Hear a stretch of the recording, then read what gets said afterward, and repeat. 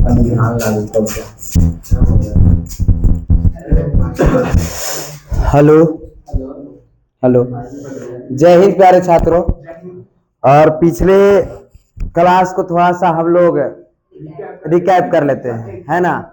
तो पिछले क्लास को थोड़ा सा रिकैप कर लेते हैं, जिसमें हमने पिछले क्लास में देखा कि किस प्रकार से इटली का एकीकरण हुआ।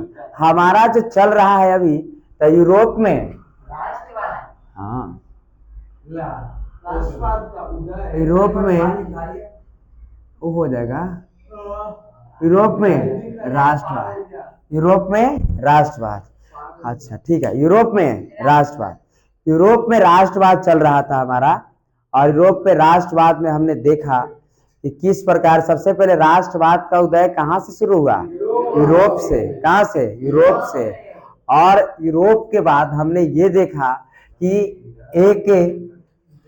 और यूरोप बाद किस देश से राष्ट्रवाद की उदय हुआ? फ्रांस से। कहाँ से? फ्रांस से। फ्रांस में किसका शासन चल रहा था? बुर्बो वंश का। किसका? बुर्बो वंश का। आतंक का राज रॉबस्पियर। गिलोटीन चढ़ा दिया है, हाँ, लुई 16वां को गिलोटीन चढ़ा दिया। गुड, बहुत अच्छे। रॉबस्पियर के बाद यूरोप अर्थात फ्रांस के नया सम्राट कौन बना? नेपोलियन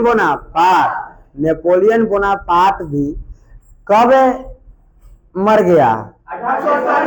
है ना, अर्थात सेंट हेलेना द्वीप पर, है ना। अब इसके बाद अच्छा, वियना सम्मेलन कब हुआ? मेटरनिक युग कब से कब? मेटरनिक युग। अच्छा, आर्ली हेंस वंश की स्थापना कब हुई? 1830, 25 जुलाई 1830। राजा कौन बना? Louis Philippe. प्रधानमंत्री किसे बनाया? गीजो को, है ना। क्या गीजो कौन से कानून को लागू कर दिया? विशेषाधिकार नहीं। अच्छा, लुई फिलिप्स के बाद राजा कोई बना? कौन? नालायक, है ना। लुई 18वां के बाद चार्ल्स 10वां राजा बना। और चार्ल्स 10वां ने पोलिगनेक को प्रधानमंत्री, बढ़िया से याद करना है, याद नहीं कर रहे हो, पोलिगनेक को बनाया। और इसने सबसे पहले विशेषाधिकार को क्या कर दिया था? पारित करवाया था, है ना। और इसी में आंदोलन 1830 में पूरी तरह से बुर्बो वंश क्या हो गया? समाप्त हो गया। और एक नए वंश की स्थापना हुई, आर्ली हेंस वंश की स्थापना हुई। और आर्ली हेंस वंश की स्थापना होने के बाद प्रधानमंत्री कौन बनता है? गीजो। कौन? गीजो। राजा कौन बनता है? फिलिप। राजा कौन? फिलिप। और 18 साल तक इसने अमीरों के प्रभाव में रहा। किसके प्रभाव में? 1830 से लेकर 1830 में जब ये पूरी तरह से बुर्बो वंश समाप्त हो गया तो आर्ली हेंस वंश के नए सम्राट बने कौन? फिलिप। और फिलिप ने किसको प्रधानमंत्री बनाया? गीजो को। गीजो अमीरों के प्रभाव में आने के वजह से 18 साल तक कोई काम गरीब के हक में नहीं किया। इसीलिए थियर्स के नेतृत्व में पेरिस में एक बहुत बड़े भोज का आयोजन किया गया।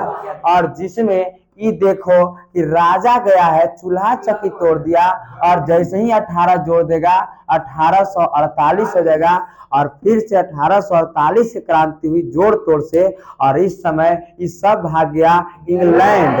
मेटरनिक की मर गया, है ना। मेटरनिक की भाग गया कहाँ? इंग्लैंड। तो ये बात हम लोग जान चुके थे। अब इसके बाद राजा कौन बनता है? तो राजा बनता है नेपोलियन बोनापार्ट तृतीय।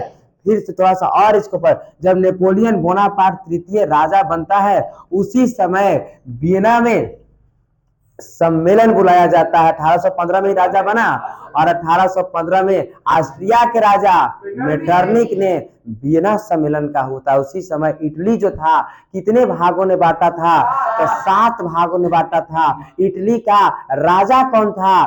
Charles Alva. कौन? Charles Alva. चार्ल्स एल्बर्ट राजा था। और चार्ल्स एल्बर्ट किस पर आधार था? तो पिंडमान पर। उसके बाद नीस, सेवाय और सार्डिनिया। नीस, सेवाय और सार्डिनिया। और एक तरफ किसका अधिकार था? तो एक तरफ ऑस्ट्रिया का अधिकार था, है ना, लोम्बार्डी और बेसेनिया। एक तरफ उसके नीचे पोप का था। पोप का संरक्षण कौन देता था? फ्रांस संरक्षण देता था। उस समय परमा मोडेना टस्करी, परमा मोडेना टस्करी, परमा मोडेना टस्करी, परमा मोडेना टस्करी जो था उस समय ऑस्ट्रिया के ही सगे संबंधित को दिया गया था। नीचे जो था नेपल्स था। कौन? नेपल्स। और इस तरफ कौन? सिसिली। नेपल्स और सिसिली। नेपल और सिसिली पर किसका अधिकार था? पूर्व। इटली के एकीकरण का अग्रदूत किसको कहा जाता है? मेजनी को। किसको? मेजनी को। क्या मेजनी ने इटली के एकीकरण को पूरी तरह से करवा पाया? नहीं। मेजनी कैसा शासक था? आदर्शवादी। और इसीलिए आदर्शवादी था तो ये पूरा नहीं करा। बड़ा इंपॉर्टेंट बात कि मेजनी ने यंग इटली की स्थापना किया था। और यंग इटली की स्थापना कब किया? 1831। फिर से यंग यूरोप की स्थापना किया 1833। भाग गया 1800। और उसी समय चार्ल्स एल्बर्ट की मृत्यु हो जाती है 1852 में। 1852 में, बढ़िया से सुनना है, 1852 में जब चार्ल्स एल्बर्ट की मृत्यु हो जाती है उस समय नया राजा बनता है। नया राजा कौन बनता है? Victor Emmanuel. Victor Emmanuel. और विक्टर इमैनुअल किसको का चाहता है? संवैधानिक राजतंत्र को मान रहा है। और वो एक ऐसा आदमी चाह रहा है कि पूरा इटली को मेरा अधिकार हो। आप देखें, पोप सोच रहा है मेरा अधिकार और हो जाए, इधर मेरा, नहीं, सब सोच रहा है कि मेरा ही हो। सब सोच रहा है कि मेरा ही हो। और उसी समय बेचारा मेजनी कर नहीं पाया, चला गया है। क्या मेजनी इटली का था? नहीं। कहाँ का था? स्विट्जरलैंड के। कहाँ के? स्विट्जरलैंड के। लेकिन वो आदर्शवादी था। उसके बाद हमने देखे कि विक्टर इमैनुअल ने किसको प्रधानमंत्री बनाया है? और काम तो कैसा आदमी है? एक काम व्यवहारिक और कूटनीतिज्ञ। व्यवहारिक और कूटनीतिज्ञ। सबसे पहले उसने क्या किया है कि सबसे पहले फ्रांस से, है ना, फ्रांस से दोस्ती। अब 50 सेना के उतना हम नहीं चलेंगे, अब डायरेक्ट ऊपर चल रहे हैं। सबसे पहले इसने दोस्ती किया है किससे? फ्रांस से। जब फ्रांस से दोस्ती किया है तब कह रहा है कि जब सैया भइल कोतवाल तो डर काहे के नहीं। अब ये कहता है कि मारो, इधर पीटते रहो, लोम्बार्डी को पीटते रहो, ऑस्ट्रेलिया को पीटो, कोई दिक्कत नहीं है। और देखते ही देखते 1859 में ऑस्ट्रिया जो है इधर हमला कर देता है। फोन करता अपने दोस्त को, किसको? फ्रांस को, आइए इधर से लोम्बार्डी आते के साथ कब्जा, लोम्बार्डी कब्जा।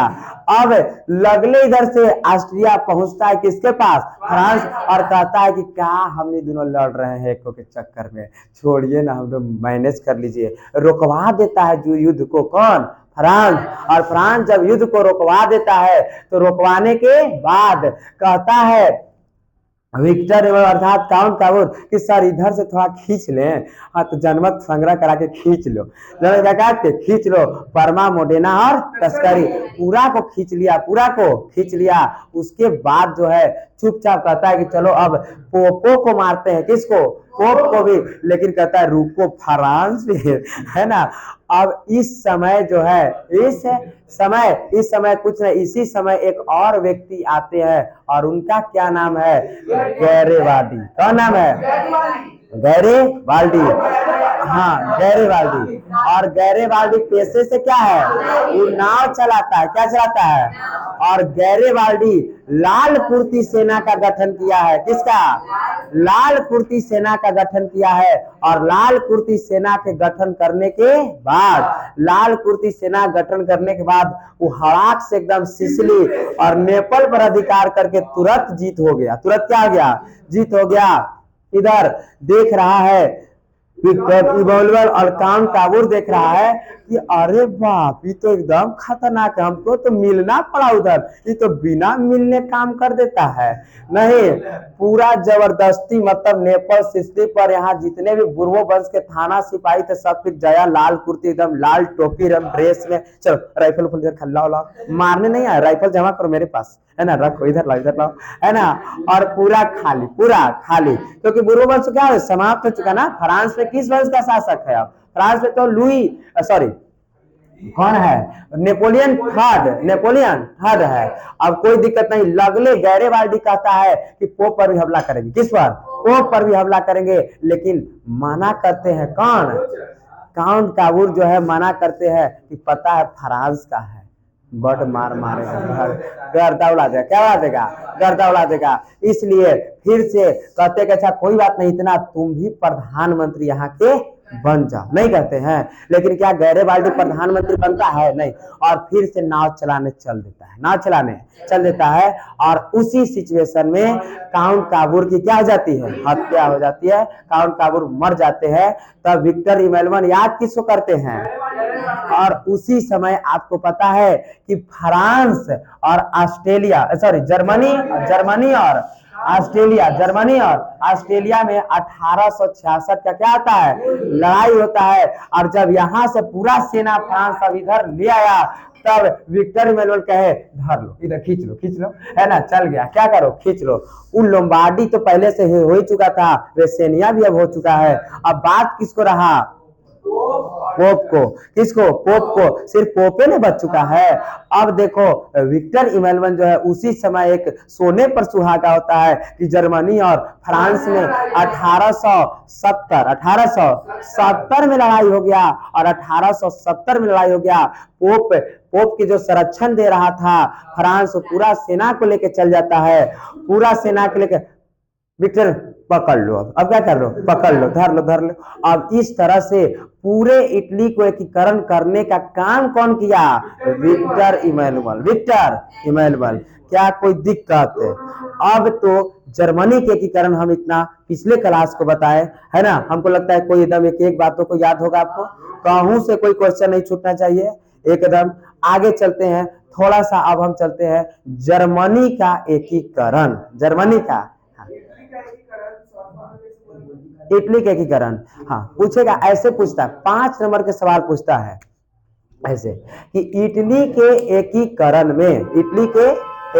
में काउंट काबूर, मेजिनी और गैरेवाल्डी, काउंट काबूर, मेजिनी और गैरेवाल्डी तीनों के योगदान का वर्णन करें। तीनों के योगदान का वर्णन करें। समझ गए? तो सबसे पहले लिखना, तो हम लिखवाएंगे आपको। सबसे पहले ये लिखना है कि इटली के एकीकरण में काउंट काबूर, गैरेवाल्डी, मेजनी का योगदान वर्णन है, मतलब निम्नलिखित है। सबसे पहले लिखना है किसको? मेजनी को। सबसे पहले क्योंकि मेजनी को ही इटली के एकीकरण का अग्रदूत माना जाता है। सबसे पहले उसने ही सोचा था कि इटली हमारा क्या हो?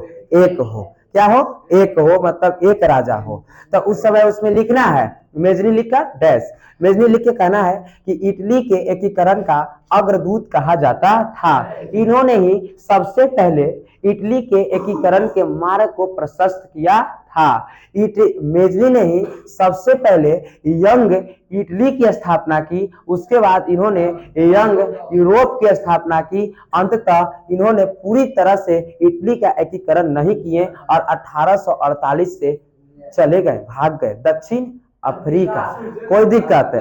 हाँ भाग गए थे दक्षिण, बताए थे। उसके बाद, हाँ उसके बाद तो ये तो मेजनी का योगदान हो गया, काम खत्म।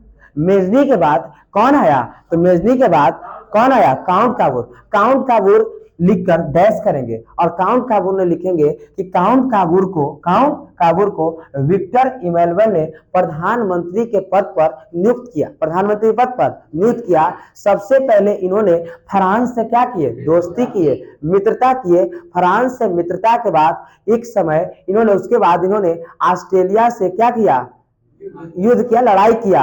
1859 में 1859 में 1859 में ना 1859 में और 1859 में इन्होंने बेसिनिया पर अपना अधिकार किया, बेसिनिया पर अधिकार किया। उसके बाद जनमत संग्रह के द्वारा परमा मोडेना तस्करी को अपने संरक्षण में लिया और इस प्रकार से विक्टर इमैनुअल काउंट काबूर और उसके बाद हाँ बेसिनिया पर लोम्बार्डी तो अपने छूट गया था, लोम्बार्डी तो अपने हो गया था नहीं, और बेसिनिया में क्या किया अधिकार। और 1862 में किनकी मृत्यु हो जाती है, काउंट काबूर की मृत्यु हो गई, कोई दिक्कत। उसके बाद नीचे लिखेंगे किसके, गैरेवाल्डी, लिखे गैरेवाल्डी पेशे से नाविक था, गैरेवाल्डी पेशे से नाविक था। यह स्वतंत्रवादी था, कैसे था, स्वतंत्रवादी था कि नहीं था।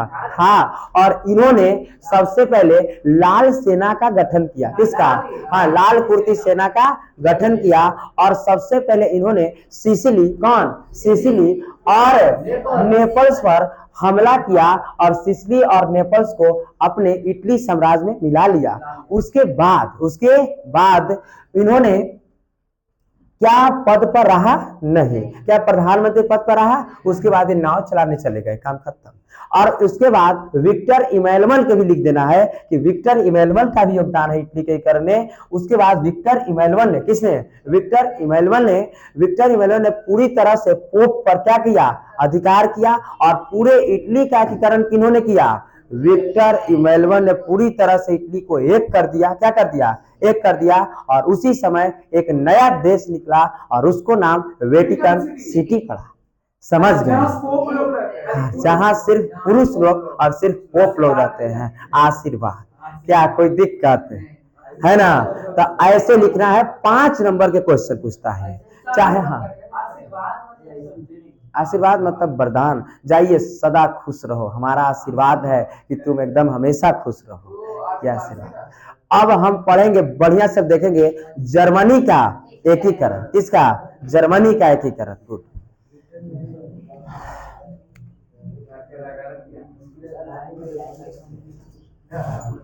जर्मन का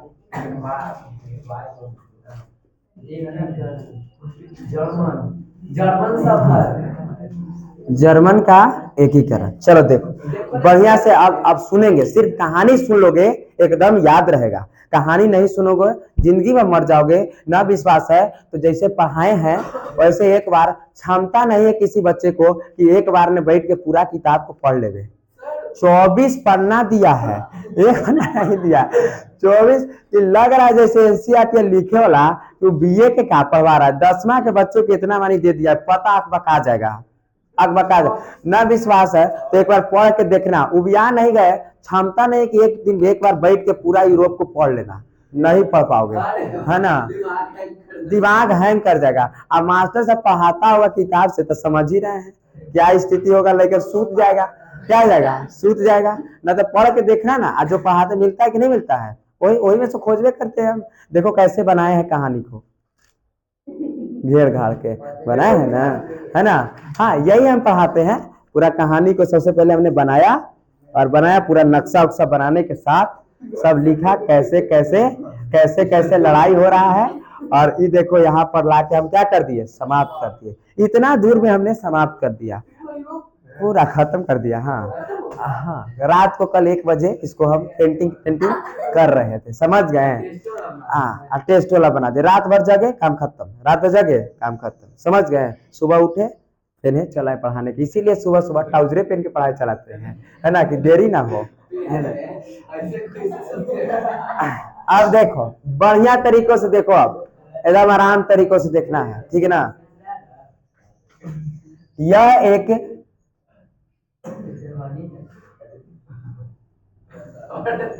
जर्मन है, कौन है, जर्मन है, जर्मनी है।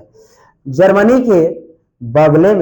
के बगले में फ्रांस है, जर्मनी के बगले में इसका ही बॉर्डर मिलती है। और ये क्या है? फ्रांस है। कौन है? फ्रांस। बढ़िया से देखना है, फ्रांस है, ये कौन है? जर्मन। फ्रांस है और जर्मन है। कोई दिक्कत है? नहीं। उसके बाद मैप पे लगा दे क्या? नहीं ना, मैप लगा नहीं पता चलेगा, है ना, लिखेंगे कहाँ, है ना। उसके बाद इस तरफ जो है, आपको पता है कि इस तरफ कौन है? ऑस्ट्रेलिया है। कौन है? ऑस्ट्रेलिया। इस तरफ कौन है? ऑस्ट्रिया है। इस तरफ ऑस्ट्रेलिया है। और आपको पता है कि इस तरफ जो है, कौन तरफ? इस तरफ डेनमार्क है। कौन है? डेनमार्क। कौन है? डेनमार्क। और वर्ल्ड मैप याद करो, जब हम पढ़ाए 9वां में, है ना, इसीलिए हम पढ़ाते हैं, बिना मानचित्र जीएस पढ़ना समय की बर्बादी है, इससे ज्यादा कुछ नहीं। और मैप सिर्फ हम ही पढ़ाते हैं, पुथौल में मैप सिर्फ हम ही पढ़ाते हैं। नहीं, 8वें से बच्चे को हम मैप पढ़ा रहे हैं, अभी नहीं पढ़ा रहे हैं, 8वें से सिखा दे रहे हैं कि 9वां ने और बेहतरीन सिखा दे, 10वां तो क्लियर रहेंगे। 10वां ने क्लियर, मेरे पास पढ़े चाहे मत पढ़े, उसे कहूं जाएगा, हमारा नाम लेगा कि हम पढ़ के आए हैं कल से। नहीं, इस तरफ यहाँ पर इंग्लैंड है। कौन है? यहाँ पर इंग्लैंड है। तो इतनी बात क्लियर, इतना बात क्लियर, देख ले, बस इतने में आप सबको क्लियर हो जाएगा। यहां देख लेते, पहले बढ़िया से देखेंगे। फ्रांस है, जर्मन है, ऑस्ट्रिया है, डेनमार्क है, और ये क्या है? इंग्लैंड है। इंग्लैंड को सबसे पीछे बुलाएंगे हम अभी, इंग्लैंड को सबसे पीछे बुला, बढ़िया से बातों को सुनना है एकदम। जर्मन जो है, कौन? जर्मन। जर्मन छोटे छोटे 300 टुकड़ों ने विभक्त था। कितने टुकड़ों में? 300 टुकड़ों ने विभक्त था। जरा सोचो, जर्मन के एकीकरण करना कितना आसान बात है? आसान बात है? नहीं ना, मतलब, है ना, कितना आसान बात है और नहीं है। और जब नेपोलियन बोनापार्ट पूरे को जब जीता था, पूरे यूरोप को, पिछले नेपोलियन की बात कर रहे हैं, जब नेपोलियन को पूरे जीता था, तो इसने 300 क्षेत्रों को इसने 39 राज्य में कन्वर्ट कर दिया था ला करके, अर्थात जर्मनी राइन राज्य का निर्माण किया। 39 हम लिखवाए थे और हम बताए थे कि हम बताएंगे इसको, है ना। हम जब लिखवा रहे थे तो हम बोले थे कि हम जब पढ़ाएंगे तो ये बता देंगे। नहीं, तो यही 300 टुकड़ों में जो जर्मन विभक्त था, इसको 39 राज्य में, अर्थात 39 जर्मन राइन राज्य इसको कहा गया। 39 राइन राज्य का निर्माण किसने किया? Napoleon Bonaparte. 39 में जर्मनी राइन राज्य को इसने क्या कर दिया था? विभक्त किया था। और आपको 39 को याद नहीं रखना, 39 को याद नहीं रखना। उसके बाद धीरे धीरे ये बहुत टुकड़ों में बटा था। थोड़ा सा कुछ टुकड़ा को हमको याद रखना पड़ेगा। जब तक याद नहीं रखेंगे तब तक मजा नहीं आएगा पढ़ने में। अब मजा नहीं आएगा पढ़ने में तो हमको पढ़ाने में मजा नहीं आएगा। समझ गए? तो यहाँ पर ये टुकड़ों ने बटा है कौन? जर्मन। कौन बटा है? जर्मन। इस समय जर्मन के एक सवाल पूछा था कि जर्मन के संसद को इस तरफ इस समय डाइट कहते हैं। क्या कहते हैं? डाइट कहते हैं। जर्मन को संसद क्या कहते हैं? डाइट, है ना, डाइट कहते हैं जर्मन को संसद को, डाइट। और यही जर्मन के फिर नेशनल असेंबली बनेगा। नेशनल असेंबली बनेगा, डाइट से क्या बन जाएगा? National assembly. सिर्फ ये अभी कब बनेगा, कैसे बनेगा, सब हम आएंगे। पहले ये शॉर्ट में जानने रहना है कि जर्मन को संसद को क्या कहते हैं? डाइट कहते हैं। कैसे नेशनल असेंबली बनेगा, चलेंगे आगे चलेंगे। फिलहाल में खखोरना नहीं है, या सिर्फ करना है कि सर जो बता रहे ठीक है। जैसे हम लिखवाए थे 39 राइन राज्य के निर्माण नेपोलियन बोनापार्ट ने किया। अब यहाँ क्लियर हो गया कि 300 टुकड़ों ने सर बटा था और 39 में कन्वर्ट कर दिया था नेपोलियन बोनापार्ट ने, और जर्मन राइन राज्य का क्या किया था? निर्माण किया था। यहाँ से सबसे बड़ा क्षेत्र, यहाँ से इस समय इसका नाम भी जर्मन नहीं है। नामों कैसे जर्मन पड़ेगा उसको भी देखेंगे। अब इसका जर्मन नाम नहीं, मतलब जर्मनी नाम नहीं है। इस समय सबसे बड़ा इसका कोई क्षेत्र है और इस तरफ है प्रसा। क्या है? हाँ प्रसा, है ना, प्रसा मतलब जर्मनी का सबसे बड़ा राज्य कौन है? प्रसा। कौन? प्रसा। प्रसा के बाद यहाँ पर कुछ क्षेत्रों को इस कुछ क्षेत्रों को हम कहते हैं, क्या कहते हैं? सेल्सविक। क्या कहे हैं? अरे इतना नाम है खतरनाक है ना, सेल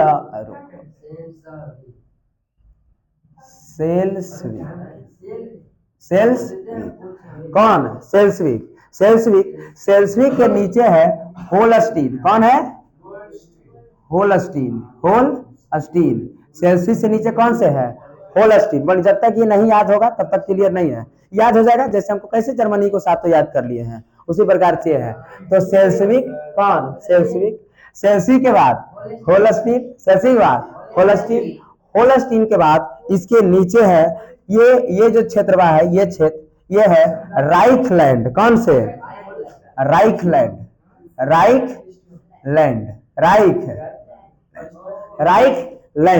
कोई दिक्कत है? राइखलैंड के, और यहाँ पर एक है फ्रैंकफर्ट। क्या है? फ्रैंकफर्ट।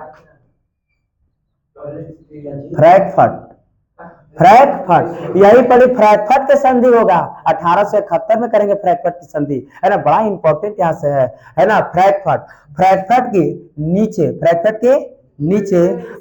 के नीचे आएगा वेस्टफीलिया। कौन? वेस्टफीलिया।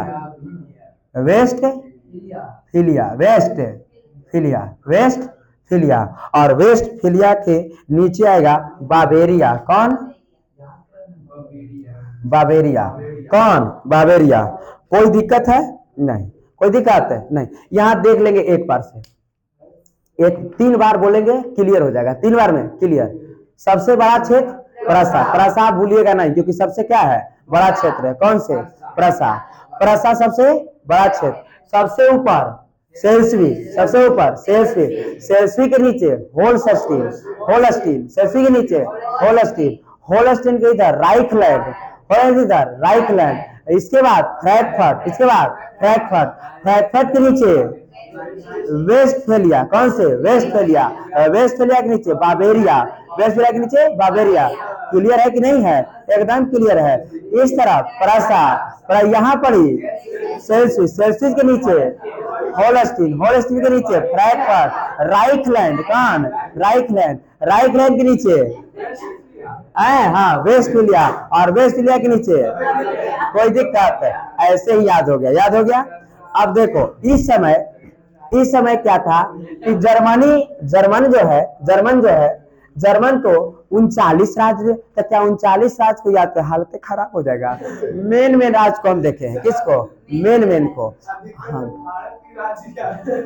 हम कहाँ के? हम जर्मन को याद करवा रहे हैं। नहीं। अब इस समय देखो क्या दुर्घटना है। इस समय जब व्यापारिक लोग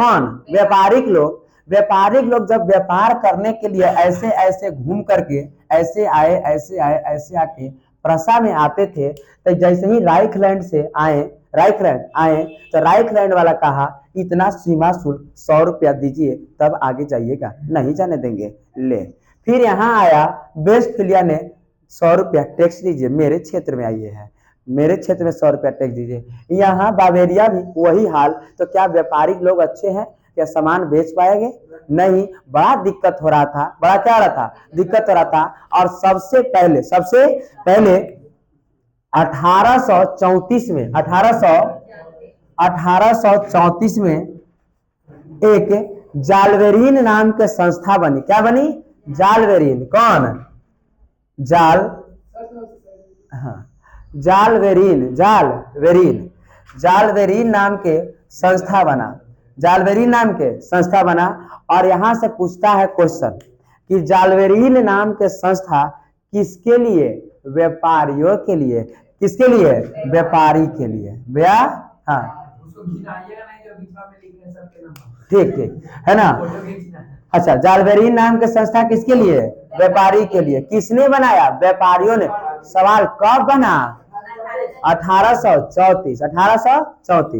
उसका बढ़िया से सोचेंगे, बढ़िया से देखेंगे, और आपको पता है कि उस समय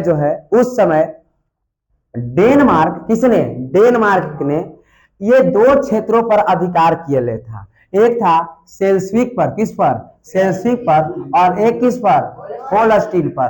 दो क्षेत्र पर अधिकार किसका है, डेनमार्क का। किसका है, डेनमार्क का। बढ़िया से देखेंगे।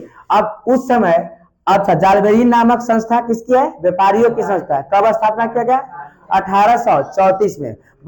इस समय प्रसा का राजा है, प्रसा का राजा, और प्रसा का राजा है, प्रसा का राजा है फ्रेडरिक विलियम, फ्रेडरिक विलियम,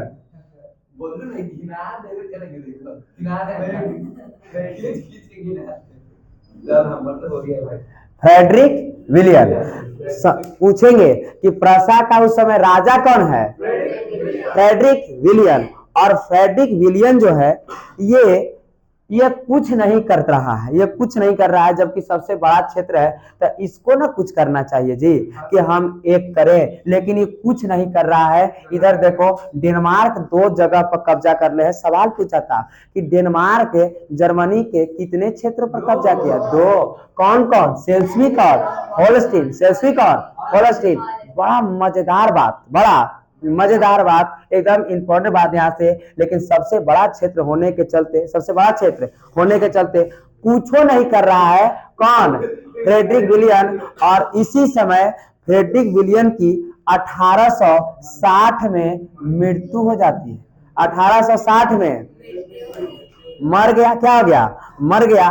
और इसके मरने के बाद, इसके मरने के बाद, इसके मरने के बाद इसी का भाई जो है राजा बनता है, और उसका नाम है विलियम प्रथम, विलियम प्रथम। बढ़िया से सीखना है, विलियम, विलियम प्रथम। विलियम प्रथम क्या बनता है, राजा। कहाँ का, प्रसा का, कहाँ का, प्रसा का। और सबसे पहले इसने सोचा कि मैं राजा हूं, मैं बड़ा क्षेत्र में हूं, और हमारा ही सब अधिकार होना चाहिए। सबसे पहले सोचा किसने, जिस प्रकार से मेजनी सोचा था। कौन सोचा था, मेजनी सोचा था। और ई सोच रहा है कि मेरा क्या हो अधिकार, मतलब जर्मन क्या हो, एक हो, हम सब एक हो जाए। और इसने सबसे पहले अपना एक प्रधानमंत्री बनाता है। और इसने अपना एक प्रधानमंत्री नहीं, चांसलर, क्या चांसलर, क्योंकि जर्मन में चांसलर होते हैं। तो सबसे पहले विलियम प्रथम ने अपना एक चांसलर बनाया है। क्या बनाया है, चांसलर। आज भी जर्मन में चांसलर होते हैं, मतलब प्रधानमंत्री को ही क्या कहा जाता है, चांसलर। तो चांसलर बनाया है। और चांसलर बनाया इसने सबसे पहले बिस्मार्क को। किसने, बिस्मार्क। हाँ हाँ, सुने, एकदम वर्ल्ड मैपे पर जाके इसको उठा के पटकेंगे हम, है ना। प्रथम विश्व युद्ध पर पटकेंगे, यहीं से शुरुआत है प्रथम विश्व युद्ध का, है ना। हाँ, है ना। अब देखो लेके जाएंगे 1907 तक। 1907 पर जैसे पहुंचाएंगे तो तुमको नजर आने लगे, क्योंकि आपको हिटलर हम पढ़ाएं, आपको प्रथम विश्व युद्ध हम पढ़ाएं, आपको द्वितीय विश्व युद्ध हम पढ़ाएं। आपको देखने लगेगा, जैसे ही आगे बढ़ेंगे आपको लौकेगा, समझ गए सर, ये दिक्कत था लड़ाई के, है ना। तो आपको उठा के पटके कहां से कहां, सुनते रहिए ना, क्या है, सुनते बढ़िया से एकदम हेमलेट में लगा के तैयार रहिए, क्योंकि ये हिस्ट्री का क्लास है। किसका, आप पढ़ा रहे कौन, विश्वनाथ नहीं। और ऐसी नहीं लिखते हैं, SST ऑफ द बादशाह नहीं लिखा रहता है, हाँ, सगरो लिखा रहता है एकदम। और देखो बढ़िया से सुनेंगे, बिस्मार्क, कौन, बिस्मार्क। सवाल पूछता है, विलियम प्रथम ने चांसलर के पद पर किसको नियुक्त किया, बिस्मार्क को। किसको, बिस्मार्क को। और बिस्मार्क जो है बड़ा खतरनाक शासक है। यह हीगल के विचार से प्रभावित है। किसके विचार से, हीगल। क्या कोई दिक्कत है क्या, हीगल के विचार से प्रभावित है। हीगल एक जर्मन है, और हीगल जो है बड़ा खतरनाक खतरनाक बात कहते हैं, है ना। ये कहते हैं कि जो देश के लिए नहीं सोचा वो आदमी ही नहीं ठीक है, राष्ट्रवाद होनी चाहिए। जिसके अंदर राष्ट्रवाद नहीं है वो आदमी नहीं, वो एकदम नरक में जाएगा। हीगल है, कौन है, हीगल। बड़ा खतरनाक विचारक है ये हीगल। और बिस्मार्क जो है किसके विचार से प्रभावित है, हीगल के। पूछा गया सवाल कि बिस्मार्क किसके विचार से प्रभावित था? हीगल के विचार से। हीगल क्या थे? हीगल एक विचार धारक थे, राष्ट्रवाद को समझते थे, राष्ट्र होना चाहिए, है ना, विचार धारक आदमी है, मतलब विचार देने वाले हैं, है ना। जिस प्रकार कैसे रूसो है, क्या है रूसो ने कॉमनवेल्थ सिद्धांत दिया था, नहीं बताए आपको, सब बताए हैं। मतलब हीगल के विचार से कौन प्रभावित है? बिस्मार्क। और बिस्मार्क ने सबसे पहले इसने रक्त एवं लौह की नीति अपनाई। रक्त एवं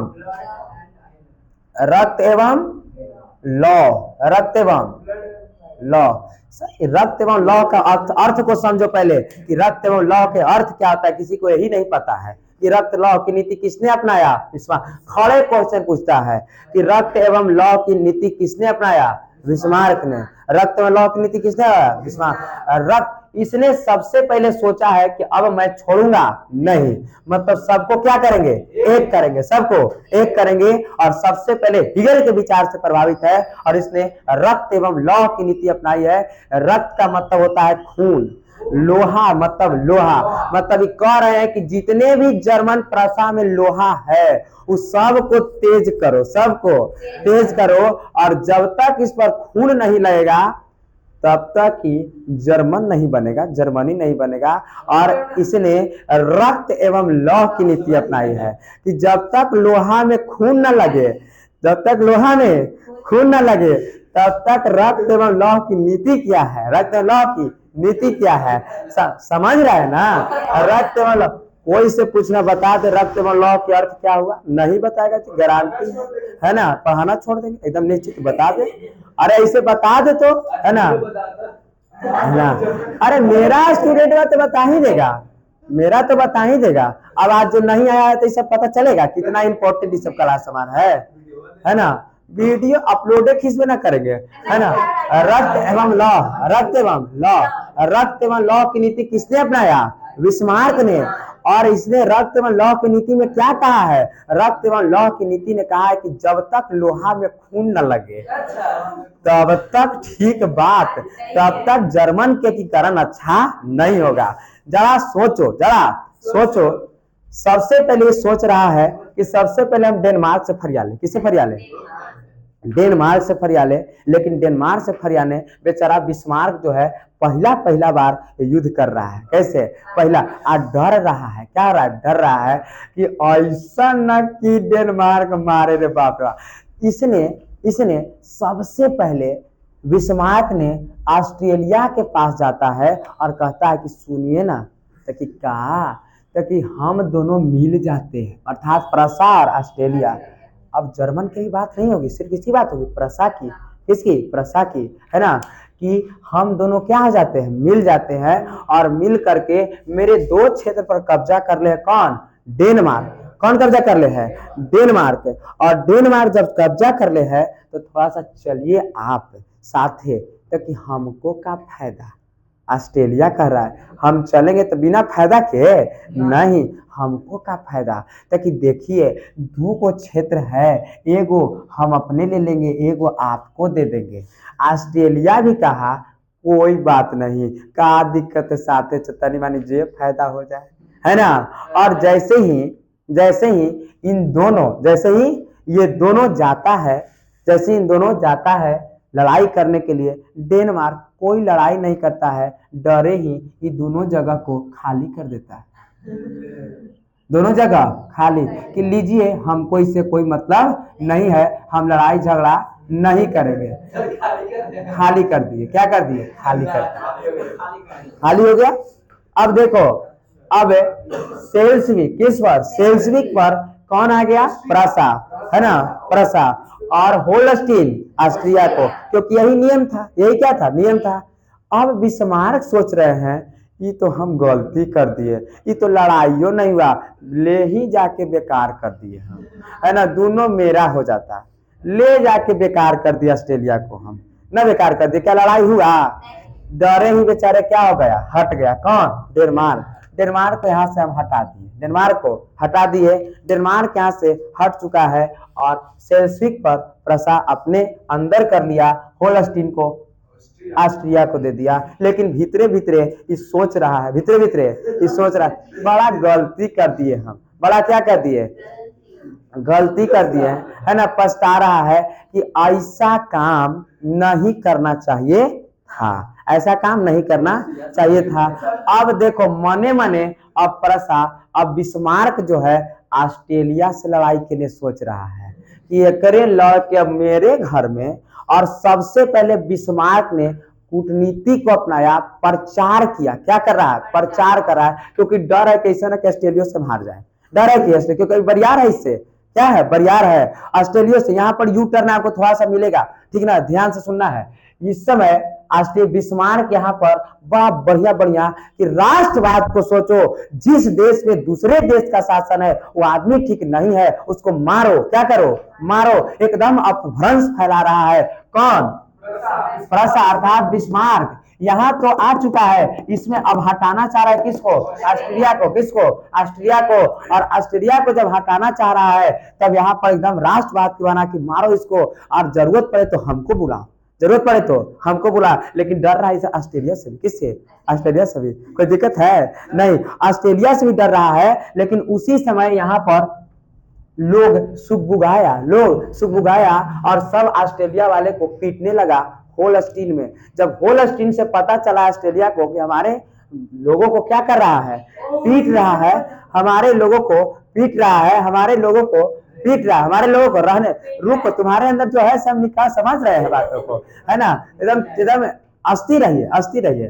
पीट रहा है, क्या कर रहा है, पीट रहा है। तब कह रहा है ऑस्ट्रेलिया की चुप रहो, हम अभी तुरंत 1 लाख सेना को लाते हैं। कितने लाख सेना को, 1 लाख सेना को लाते हैं। हाँ, मतलब कहां से, ऑस्ट्रेलिया से इधर, ऑस्ट्रेलिया से इधर, मतलब होलस्टीन में, कहां में, होलस्टीन में। और होलस्टीन में ला रहे हैं। तो उस समय कब की बात है ये, 1866 की, 1866 की, 1804। उसी समय बिस्मार्क कहता है, कौन कहता है, बिस्मार्क कहता है, 1866 की बात है। और उसी समय बिस्मार्क कहता है कि एने से हम नहीं जाने देंगे, मेरा है। अब सेना जाता है कने से, यहाँ जाएगा कने से। अब बिस्मार्क उलट गया, इधर से जाएगा तो बे मार ले, छोड़बे नहीं करेंगे, ताकि हम हवाई जहाज से जाएंगे तैयो मारेंगे ऊपर में। हाँ, हवाई जहाज मतलब किससे जाएंगे, ताकि ऊपर आओ आओ तो उड़ा ही देते हैं जैसे, है ना। अब डरे ही जा ही नहीं रहा है और यहाँ मार के धुन दिया।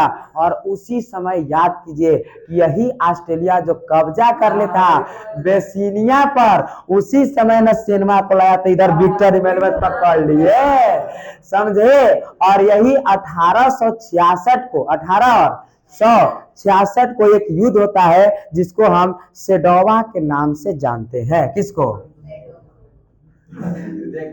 सेडोवा के युद्ध से जानते हैं। पूछेगा कि सेडोवा के युद्ध किसके किसके बीच हुआ, प्रसा और ऑस्ट्रेलिया के बीच, प्रसा और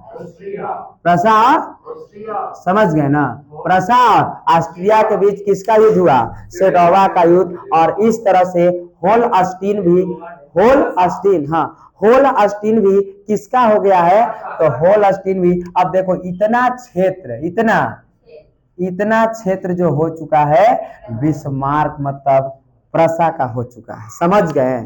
कोई दिक्कत है, नेक्स्ट थोड़ा सा अब हम आगे बढ़ेंगे, थोड़ा सा आगे बढ़ेंगे। और लड़ाई हो गया है किससे, ऑस्ट्रेलिया से।